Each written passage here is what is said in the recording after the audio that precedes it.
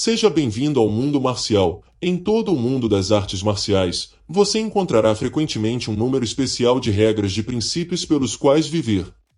O ninjutsu não é diferente e possui 18 regras que muitas vezes são ensinadas aos alunos que estão iniciando na arte marcial. Essas 18 habilidades funcionam como um conjunto de regras a serem seguidas e mostram certos comportamentos e ações pelas quais viver. Lembre-se, o ninjutsu segue o estilo de vida dos ninja que estavam ligados à cultura samurai no Japão feudal. Por causa disso, o ninjutsu é tanto um modo de vida quanto uma arte marcial. Muitos praticantes de ninjutsu seguem estas 18 regras de perto, pois elas não só irão melhorar o seu treinamento físico, mas também toda a sua mentalidade e filosofia a nível espiritual. Neste vídeo examinaremos atentamente as 18 habilidades e o que elas significam. Mas antes de continuarmos, não se esqueça de inscrever-se no canal e deixar o like e conferir a playlist com temas semelhantes com vídeos como este. Seishin Teki Kyoyo, refinamento espiritual. Isso significa que você deve tentar se tornar o mais iluminado espiritualmente possível. Em outras palavras, a ideia do ninja é pensar com clareza e se comportar de determinada maneira. Você não deveria permitir que emoções ou tentações atrapalhem o autoaperfeiçoamento. É claro que todos são humanos, mas todos podemos nos esforçar para alcançar uma melhor linha de pensamento espiritual. Taijutsu, combate sem armas. Esta é a arte de lutar sem usar armas. Em outras palavras, às vezes você lutará usando apenas as mãos. Taijutsu é uma arte marcial por si só, mas também está incorporada ao ninjutsu. A questão é que às vezes você terá que lutar desarmado. É aqui que o treinamento de Taijutsu se torna útil e a confiança nas habilidades de golpe e luta entrará em jogo. Kenjutsu, luta com espadas.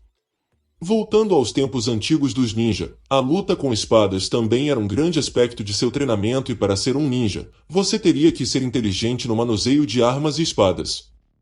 Assim como o Taijutsu, o Kenjutsu é uma arte marcial por si só. No entanto, na batalha, os ninjas teriam que ser bem versados na luta com espadas. Se você pratica ninjutsu hoje, aprender Kenjutsu é igualmente útil para o treinamento moderno de autodefesa. Bojutsu, luta de bastão. Se você segue as artes marciais tradicionais, então deve conhecer o Bo. O Bo às vezes é usado em artes como Aikido, Karatê, Hapkido e outras disciplinas.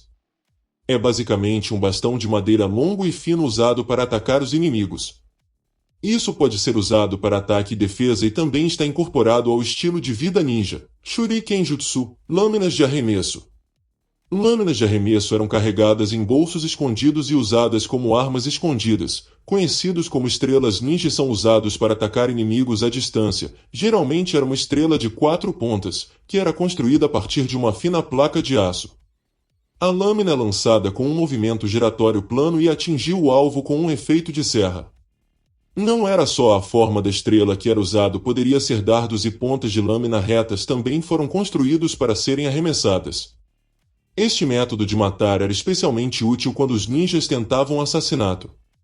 Hoje em dia, embora a arte do Shuriken Jutsu seja menos comum, ainda é uma atividade divertida para se aprofundar. Sojutsu, luta com lança. Os agentes ninja foram ensinados a usar lanças japonesas padrão como armas de combate de médio alcance. Lanças eram usadas para ataques perfurantes e raramente atirados em combate normal. Também usava uma lança única chamada Kamiyari, ou lança de foice, que consistia em uma lâmina de lança com um gancho na base. O comprimento total da arma era superior a 3 metros.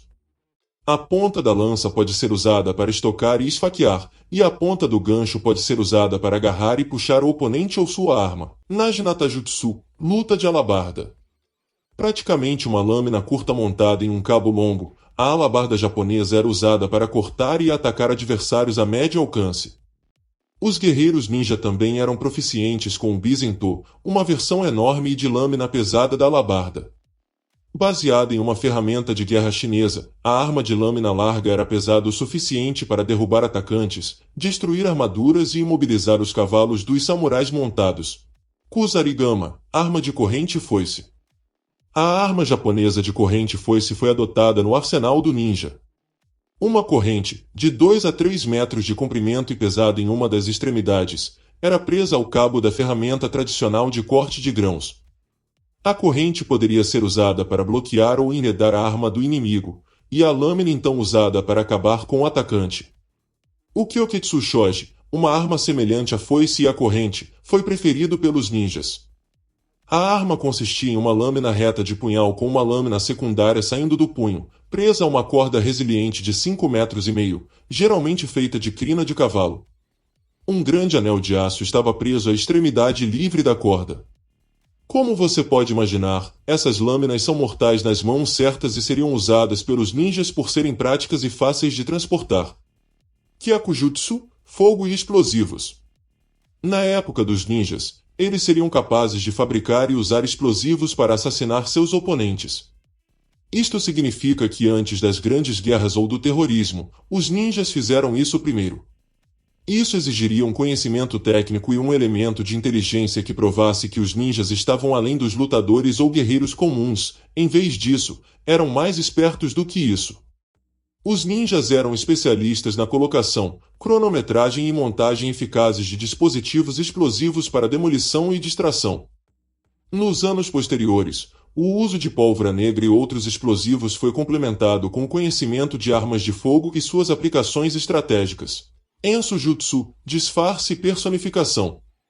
Essencial para o trabalho de espionagem do ninja era sua habilidade de assumir identidades falsas e se mover sem ser detectado em sua área de operação.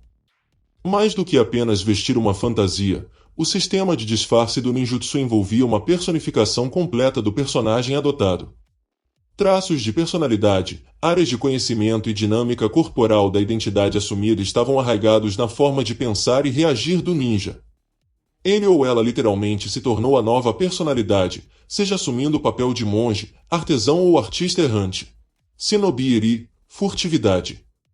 As técnicas ninja de movimento silencioso, arrombamento e entrada e acesso a áreas inacessíveis tornaram-se lendas no Japão feudal. O ninja aprendeu métodos especiais de caminhada e corrida para cobrir longas distâncias, passar silenciosamente pelo chão e permanecer nas sombras enquanto se move, a fim de facilitar a entrada e a fuga. Bajutsu, passeio a cavalo. Novamente, esta é uma parte do ninjutsu comumente usada pelos samurais. Em tempos anteriores aos carros, as pessoas costumavam viajar quilômetros a cavalo. No entanto, isso não foi baseado apenas em passeios a cavalo.